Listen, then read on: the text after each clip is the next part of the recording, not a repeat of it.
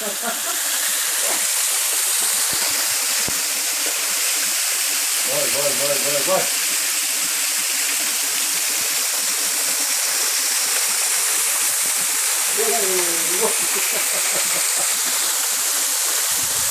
Lan ne güzel şey lan, şelale bu be.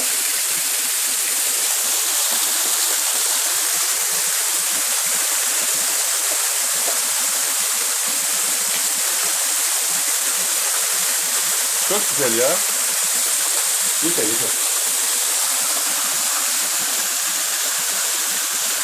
Şunun gelişine bak ya.